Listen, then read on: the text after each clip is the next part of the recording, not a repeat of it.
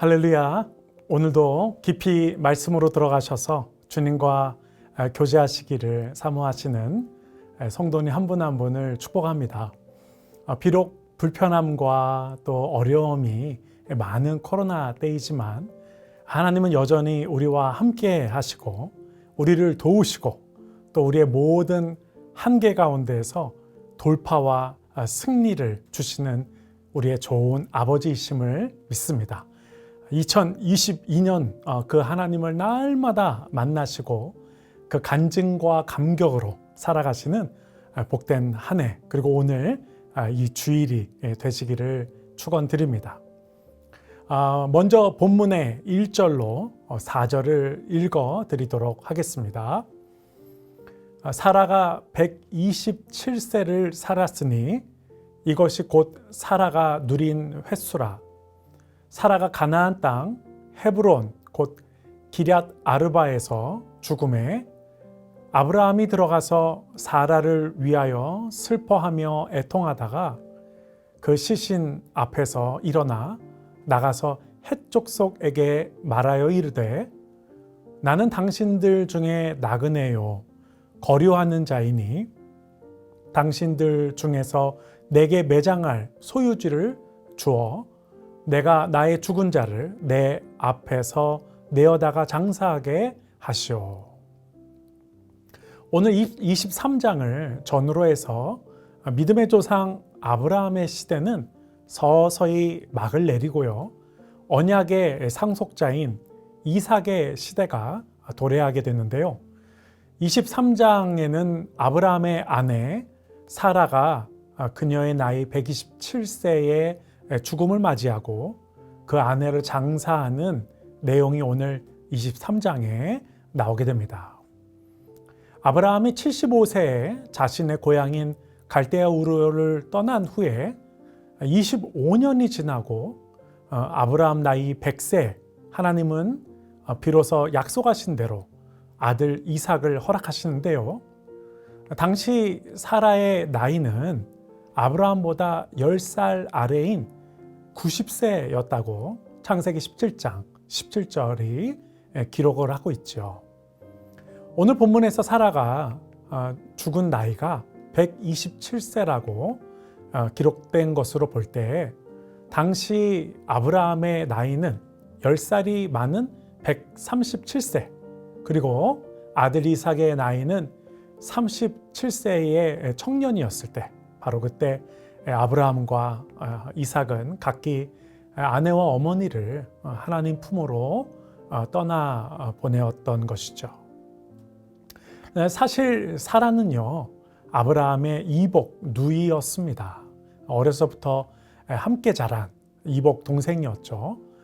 따라서 아브라함에게 사라는 평생을 함께했던 여인이었고 그야말로 자신의 반쪽과 같은 여인이었기 때문에 오늘 본문의 2절을 보게 되면 사라를 떠나보내면서 아브라함이 슬퍼하며 애통했다 라고 기록하고 있습니다.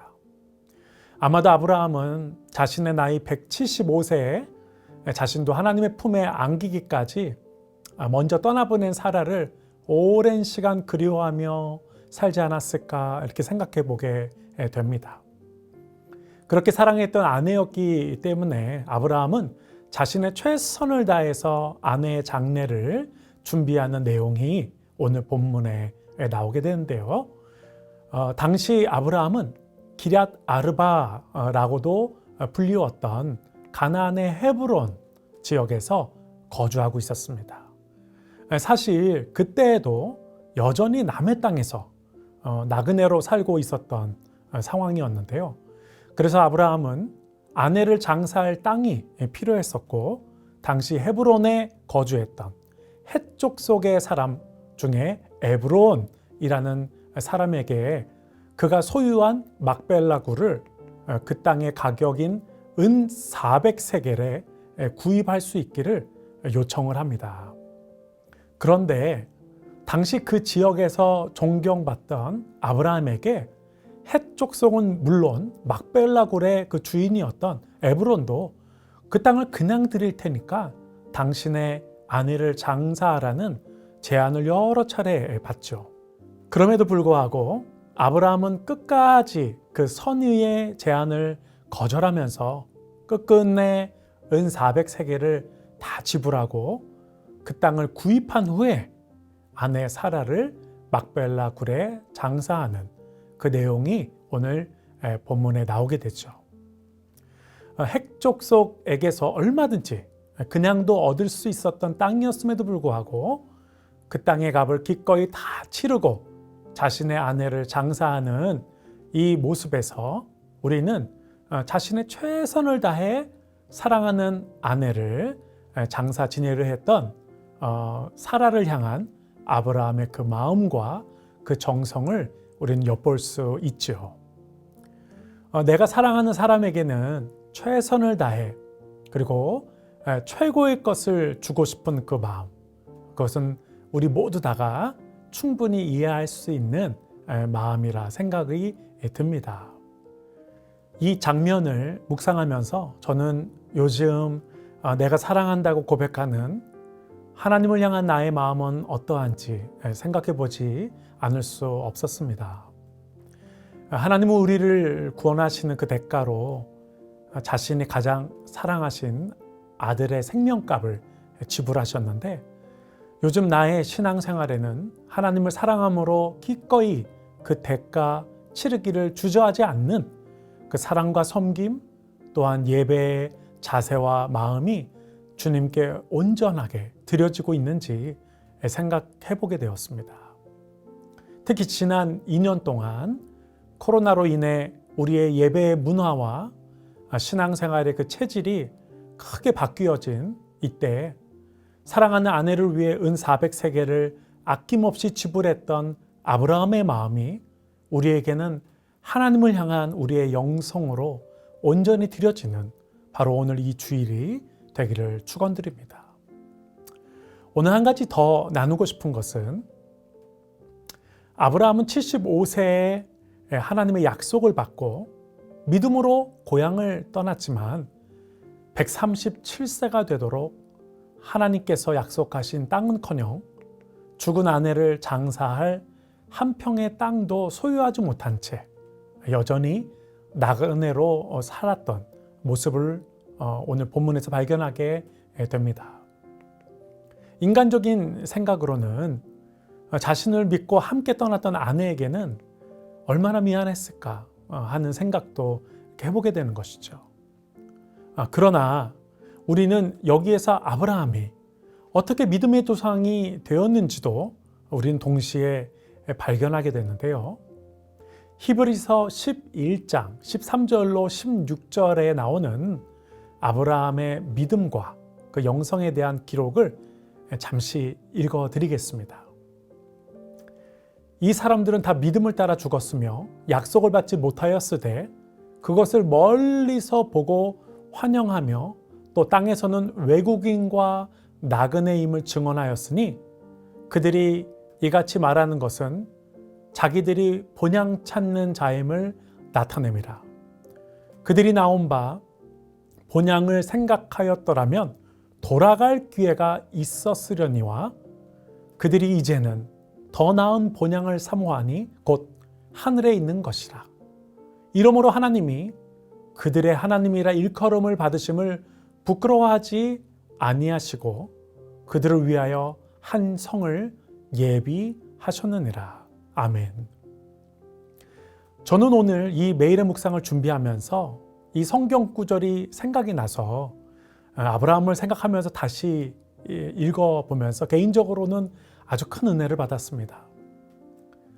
아브라함이 처음 갈대아 우르를 떠날 때에는 사실 육신의 아들과 이 땅에 그 하나님의 약속한 장소를 찾아 나섰던 것이었지만 그가 믿음으로 하나님과 동행하는 과정을 통해 아브라함이 깨달은 것은 하나님께서 궁극적으로 자신에게 주시고자 했던 자손은 이삭을 넘어 열방이었고 가나안을 넘어 하나님의 나라 천국이었음을 아브라함은 나중에 깨닫게 되고 그는 이 땅에서 여전히 나그네였지만 이미 아브라함의 마음속에는 약속하신 하나님의 나라를 받았고 또 누리며 살고 있었다는 것이죠. 아브라함은 나그네였을 때 믿음으로 약속하신 이 땅의 가나안과 하늘의 천국도 이미 다 받아서 누리고 살고 있었다는 것입니다. 우리 믿음의 성도들은 영생이라는 하나님의 역사의 시간들을 다 같이 살아가는 사람들입니다. 영생은 오늘 또 내일 혹은 2021년과 2022년이라는 어떤 숫자의 얽매인 시간이 아니죠.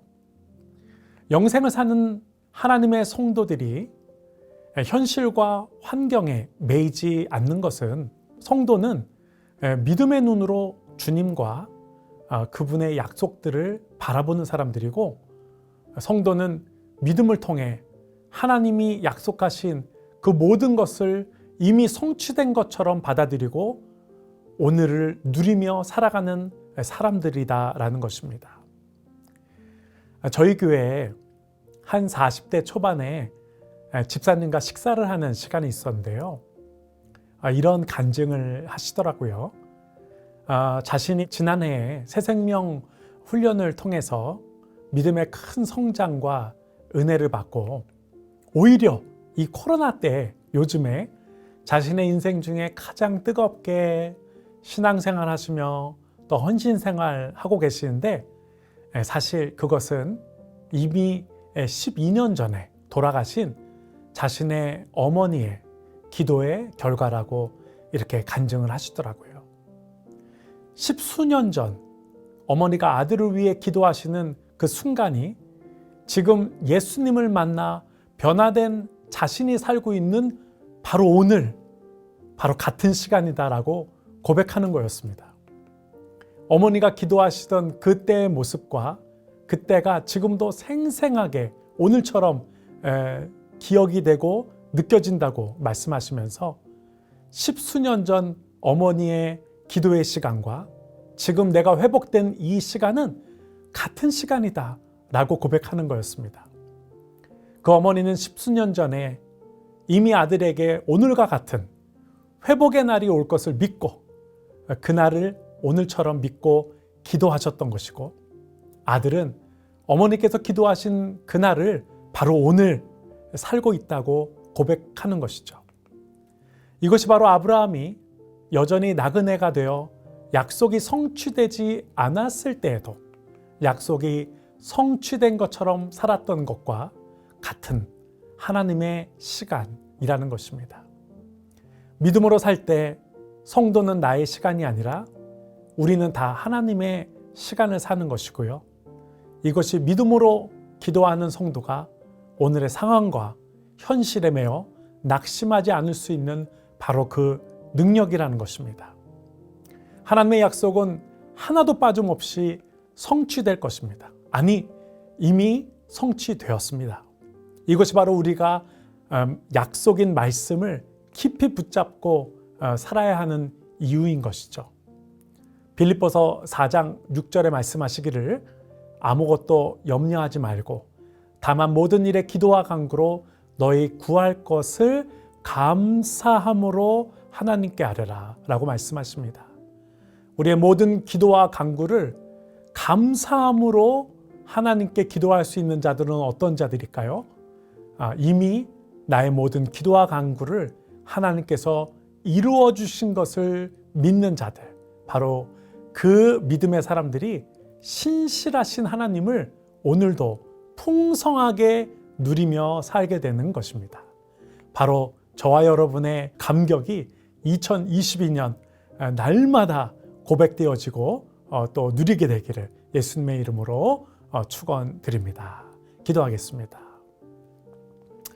하나님, 아브라함이 사랑하는 자를 향해 기꺼이 주저함 없이 그 대가를 치르고 그 사랑과 정성을 표현했던 것처럼 오늘도 우리를 위해서 아들의 생명값을 지불하신 주님 앞에 우리가 주님께 우리의 헌신과 그 사랑을 온전하게 그 어떤 대가를 지불하기를 주저하지 않으며 드릴 수 있는 자로 오늘 이 주일을 하나님께 올려드리기를 사모합니다.